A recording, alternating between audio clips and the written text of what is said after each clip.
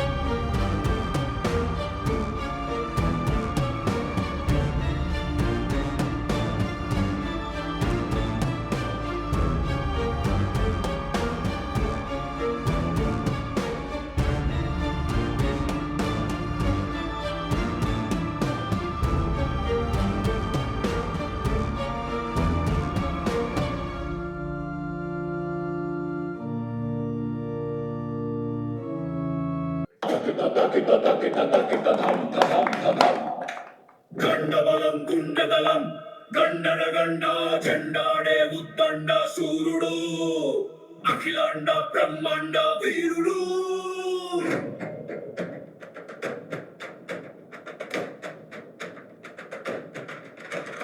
గండబలం గుండబలం గండన గండ జెండాడే ఉద్దండ సూర్యుడు అఖిలాండ బ్రహ్మాండ వీరుడు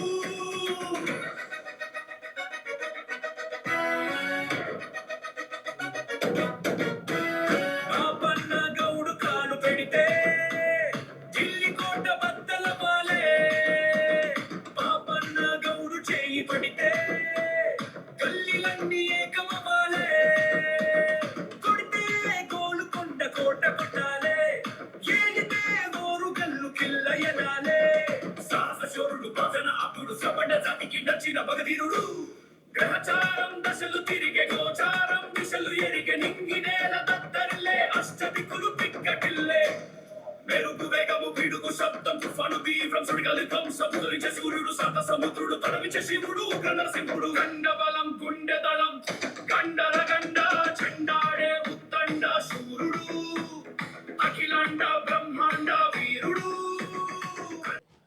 ఆసియా ఖండంలోనే మొట్టమొదటి బహుజన వీరుడు చక్రవర్తి సర్దార్ సర్వయ్య పాపన్ అని చెప్పి కేంబ్రిడ్జ్ యూనివర్సిటీలో అక్కడి ప్రభుత్వం భద్రపరిచే చరిత్ర. ఆనాడు రాజులు అంటే క్షత్రియులు రాజులు ఉండాలి, రాజుల కొడుకులు రాజులే వాళ్ళు, కానీ మిగతా వాళ్ళు ఎవరు కూడా రాజులు ఉండొద్దు అనేటువంటి శాసనాలు ఉన్నప్పుడు రాజు మేమెందుకు కావద్దని చెప్పి 33 కోటలను జయించి చివరకు గోల్కొండ కోటను జయించినటువంటి వీరుడు సర్దార్ సర్వయ్య పాపన్న. ఆయన ఒక కులానికి పరిమితం కాదు, ఆయన అన్ని వర్గాలకు పరిమితం. అందరినీ రాజులతో కొట్లాడి మేము రాజ్యం జయిస్తాం, మేము రాజులం అవుతామని చెప్పి నిరూపించిన వ్యక్తి.